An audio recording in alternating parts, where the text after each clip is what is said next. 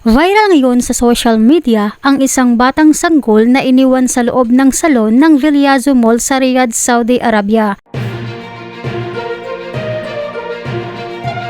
Napakaraming mga babae na gustong-gusto magkaanak, pero ang iba katulad ng nanay ng anghel na ito ay walang konsensya, na ayon sa ilang komento, matapos umano magpakasarap sa makamundong pagnanasa at nagpabuntis, ay basta na lamang iiwan ang bata na parang pusa. Napakaganda pa naman ng sanggol, maputi, matangos ang ilong at malusog. Kaya ang iba nating mga kababayan OFWs na kababaihan ay napaluha sa ginawa ng ina. Ayon kasi sa salaysay ni kabayan na kinilalang si Joanne, lumapit umano ang isang Pinay sa kanya na may hawak na bata. Nakisuyo daw umano ang ina ng bata na hawakan yung anak niya dahil sa mag-CR daw ito. Nagtaka daw si Joanne dahil lumipas na lamang ang ilang oras ay hindi pa bumalik ang ina ng bata. Sabi niya, iingi lang daw siya. Tapos, na siya bumalik. Alas 11 pa yung kanina. Anong oras na ngayon? Buti may gatas. Ang galing yung gatas. Ito, may gatas, may gatas, may shampoo. Talagang planong iwan. Ano yung gamit niya, kompleto. May shampoo, may gatas, may... Kompleto yung gamit mo, Ito po yung gamit ng bata, oh.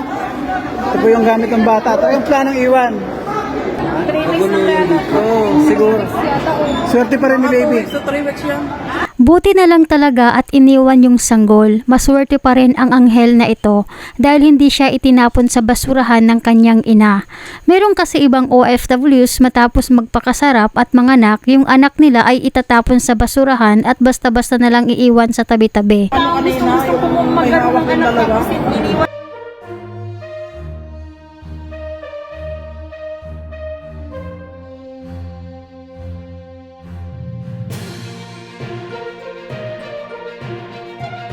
Ayon naman sa mga komento ng ilang OFWs, baka may asawa sa Pilipinas ang nanay.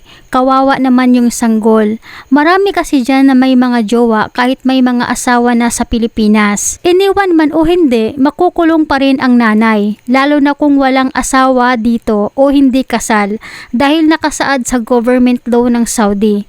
Gagawa-gawa, lalandi-landi pero hindi kayang paninindigan. Alam naman na bawal. Hihigpitan na naman ang Pilipino dito. Damay na naman ang mga kababayan sa Saudi. Ikaw kabayan, bilang isang OFW at ina, ano naman ang masasabi mo? Pakikomento ang inyong saloobin patungkol sa bagay na ito. Salamat at palagi po kayong mag-ingat.